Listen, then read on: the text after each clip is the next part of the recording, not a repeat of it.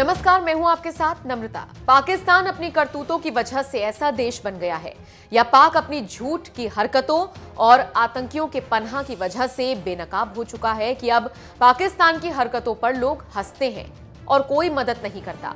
इसी कारण कोई दूसरा देश घुसकर मारता है और निकल लेता है। इसी कड़ी में ईरान ने पाकिस्तानी सीमा में घुसकर सर्जिकल स्ट्राइक किया और अपने 2 सैनिकों को छुड़ा लिया। खबरों की माने तो ईरान के अत्यंत प्रशिक्षित रेवोल्यूशनरी गार्ड्स ने पाकिस्तानी आतंकी संगठन जैश अल अदल के ठिकाने पर हमला किया और करीब 2.5 साल से बंदी अपने जवानों को छुड़ा लिया। ईरान की फार्स न्यूज एजेंसी के मुताबिक जैश उल अदल एक कट्टरपंथी वहाबी आतंकवादी संगठन है जो दक्षिणी पश्चिमी पाकिस्तान में ईरान सीमा पर काफी सक्रिय है।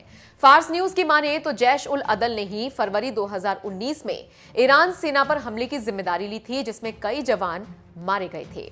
ईरानी सेना ने बयान जारी करके कहा कि मंगलवार की रात को एक सफल ऑपरेशन को अंजाम दिया और पिछले 2.5 साल से जैश उल अदल के कब्जे में बंदी अपने 2 सैनिकों को छुड़ा लिया है।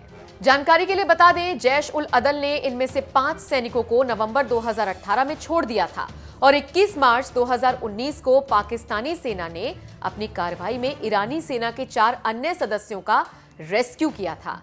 जैश उल अदल लंबे समय से पाकिस्तान ईरान सीमा पर सक्रिय है और उसी ने ईरान के बसीज अर्धसैनिक ठिकाने पर हमला किया और ईरानी सेना के कई जवानों की हत्या कर दी थी।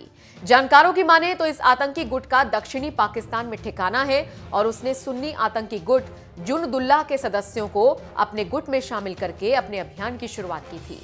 जैश उल अदल ने साल 2014 में भी 5 ईरानी सीमा रक्षकों का सीस्तान और बलूचिस्तान की सीमा से अपहरण कर लिया था और उन्हें पाकिस्तान के अंदर ले गए थे। तो आप समझ सकते हैं कि ईरान ने क्यों कार्रवाई की और इसका क्या मतलब है।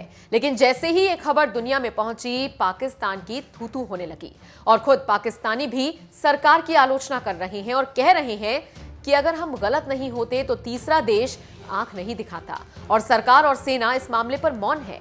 जानकारों की माने तो सरकार और सेना मौन ही रहेगी, क्योंकि पहले तो आतंकियों का ठिकाना और मदद आपने ही की है, तो आप किस मुंह से किसी तीसरे देश को धमकी या फिर विरोध दर्ज कराएंगे।